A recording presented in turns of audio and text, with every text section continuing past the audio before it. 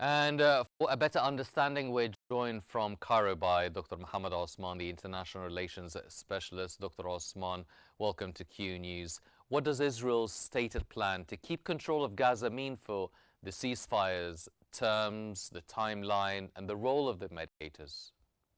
Thank you for having me, Hani. Indeed, if Israel plans to maintain a permanent presence in the majority of Gaza, as is the case right now, this, of course, will be to the detriment of the ceasefire agreement and the Sharm el-Sheikh agreement and the Trump peace plan as a whole. In its own core, even as a concept, will be devoid of any meaning and eventually will be null and void. So, what the Israelis are pushing for basically is a recipe for the collapse of this agreement. However, on the other hand, the Americans seem to be interacting very positively with the developments on the ground with regards to the implementation of the Trump Sheikh agreement. It seems that they are committed to maintaining the calm and the ceasefire and preventing the situation from descending back into open warfare, because now President Trump's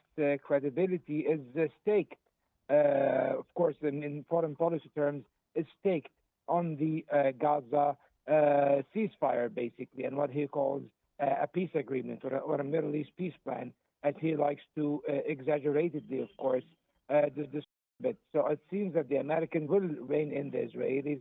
We have seen in the day before yesterday the episode of violence and unwarranted rampaging across the Gaza Strip that was executed by the Israelis, killing over 100 Palestinians in retaliation for a shooting of a single soldier.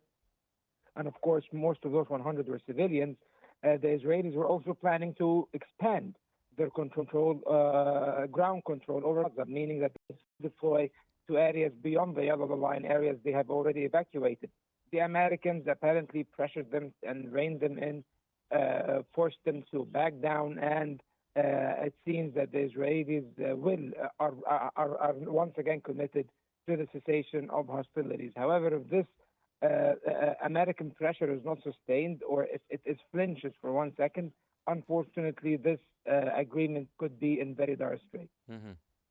Well, there's a lot of talk about an international force. Now, if an international force is deployed, what mandate or command structure and rules of engagement would protect civilians and aid routes while providing an open-ended occupation? Egypt has very wisely pushed for placing this supposed international stabilization force within a certain legal context, meaning that Egypt has placed a precondition for the deployment of its own troops as part of this stabilization force, and even for its deployment and its support for that deployment in general, that the United Nations should authorize this international stabilization force through a resolution that creates a certain mandate for this international force. And basically, whether they will be peacekeepers or peace enforcers, what the exact competencies and tasks will be exactly, this should be determined by UN resolution, and also the duration of the deployment, and even the regulations of combat that they should engage in rules of combat. So as you can see, Hani, the idea of the deployment is very vague, but of course it is a good idea. It is essential to have international force around in order to place further guarantees for the application of this agreement, and to prevent chaos from prevailing in the Gaza Strip, and secure the livelihood of the people of Gaza, and ensure the enforcement of the ceasefire, and ensure the delivery of aid. However, at the same time, this needs to be under UN cover, and there needs to be guarantees that these forces will not be targeted by the Israelis.